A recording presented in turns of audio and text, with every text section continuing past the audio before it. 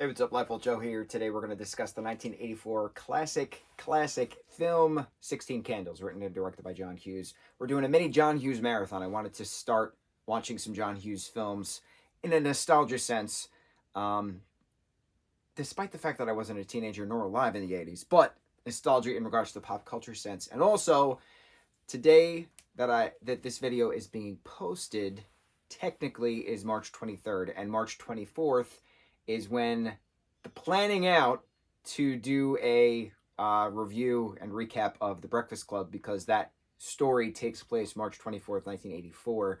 So I wanted to just go down the list of some John Hughes films in prep and then do some other stuff. So it all works out. The lists are being checked off. So this stars Molly Ringwald.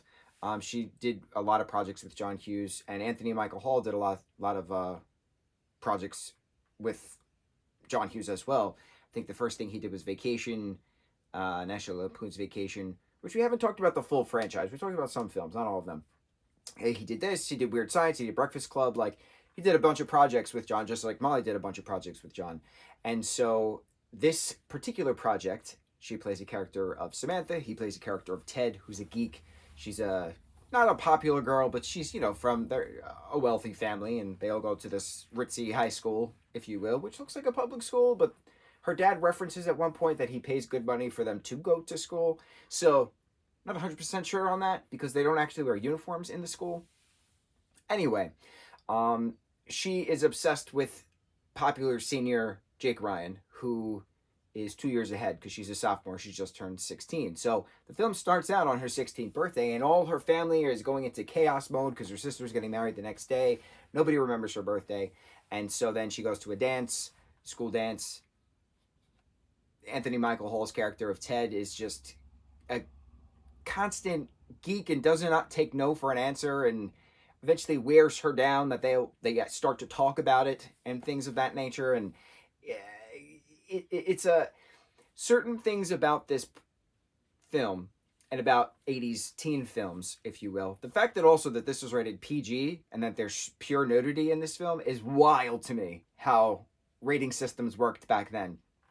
And the excessive drinking in this film as well, in regards to the after party of the dance at Jake's house moving forward. So a lot of this stuff, culturally speaking, in regards to political correctness, that we would say things or do things now, is not a thing that was a thing back in the 80s. And you could tell, but certain parts of this particular project, certain parts of 80s films, do translate very well. So it's one of those, not a matter of pick and choose, but it's a matter of see where we were as a society to then see where we are now.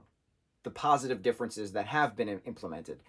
They use the hard R word many a times in this film in regards to diminishing someone's mental instability, mental intellect. There we go. We use the hard F word in regards to slang for calling someone gay. We go over that whole no means yes bit, that women are just meat, and it was just it's just a disturbing thing that was celebrated, where a guy treats a girl like absolute garbage, and then she keeps saying no, no, no, no, no, and then eventually he wears her down, and it's just a weird thing to watch now. The whole just pure racism bit on the character of Long Duck Dong, that was just it's wild to see, and then see now that those conversations have been brought up, that Asian characters were just the butt of jokes and they couldn't be main characters, but now they are main characters now. And it's just different, and it's positive difference, and it's good to see where we were in regards to how things have then changed to where we are now. Without change, there'd be no future progress. Progress is change, right? So it's good seeing this, and it's weird that I'm saying these types of things in regards to an anthropologically speaking aspect, because that's what I'm seeing these films are now. Certain parts of this time period I'm viewing at anthropologically, because the particular individuals acted certain ways, did certain things, spoke certain ways, ate certain things, certain cultural aspects we don't do anymore. You don't take a phone off the hook anymore, of the house phone that's attached to a cord. You don't put it in a blender or a chip bowl or anything anymore to party. to keep the phone off the hook. That way nobody can call you because everybody has a cell phone now. So it was also, it's great seeing it from that particular kind of cultural people aspect. Kids being kids at parties, just hanging out, playing their drinking games, throwing pizza on the ceiling, putting pizza on the turntable. You don't see that type of thing anymore because in regards to just no technology around, because everybody now has a phone. Everybody's now live streaming something. Everybody's now taking a video, making it into a reel, TikToking this, TikToking that. Like everything is now fully documented. There's no more in the moment type of things. And watching these kids interact at a dance, watching these kids interact, you know, just in school in general, it was just really cool seeing in the moment viewing. So I liked that. I liked that kind of, I don't even want to call it an aesthetic, but it is technically an aesthetic, that 80s aesthetic, the hair, the culture, the slang, the terms in regards to how they acted, how they spoke, how they interacted back then, which is very different than how people interact, how teens interact now. So I like that. I like seeing this now in regards to a historical point, and the fact that eventually, you know, Samantha winds up with Jake in the end, and Ted winds up with Caroline in the end. I thought it's a neat turn of events, and the conversations that they all have along the way were heart-to-heart conversations. So realizing who did wrong when and apologizing for that, and having the open conversations about, I like you because of this reason, and you might not like me, and you know, you should go with that person because you do like them. Having those conversations after the constant bickering of no means yes bit, it's neat seeing the character development within a 2-day time period. That's it. 16th birthday of Samantha, and the day after was her sister's wedding. That's it.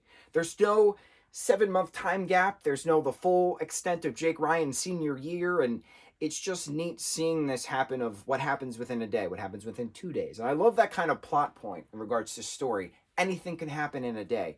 One of my favorite films is Miss Pettigrew Lives for a Day, because it's a day. It happens in a day. And for this film to take place within 2 days, technically, the day of her birthday and then the morning after her birthday, night into morning after birthday, it's just neat. It's neat seeing these kinds of stories still being relevant now, having these conversations, having these characters have these conversations. Caroline apologizing to Jake. Ted wind up kissing Caroline after they have a night together in the Rolls Royce, which was absolutely hysterical. This is a very materialistic project as well, but I like seeing these types of projects now from a historical point. Not just entertainment value, because I still laugh at these things, but seeing that we don't say these terms anymore, these horrible terms anymore. We don't stereotype, we don't diminish a particular race of individuals to make a project anymore. Like, we don't do these types of things mainstream anymore, and I'm very happy that we've come so far. It's very uplifting to see how far we've come. There we go. That was the terms I was trying to do. I also love that Never Have I Ever, not Never Have I Ever, what's the Netflix project? To All the Boys I've Loved Before, that franchise, the 3 films, and then the spin-off XO Kitty TV series, which is an awesome series. The characters, the sisters are obsessed with this particular film, 16 Candles, and how much of a babe Jake Ryan is. So it's just fun seeing the pop culture influence 40 years later. 40 years later, time is wild, right? Time is wild. So, I mean, technically 35 years later when the first To All the Boys came out, but 40 years later now, because technically it's 2024 that we're talking about this. This came out in 84. So it's just neat. It's neat seeing how much of a positive change we've had since this type of project. It's neat seeing this from a historical point. It's neat seeing the character development and appreciating the character development throughout this project as well. And it's an hour and a half. My favorite type of film. 90 minutes long. Absolutely wonderful. On to the next review. Mucho mahalo.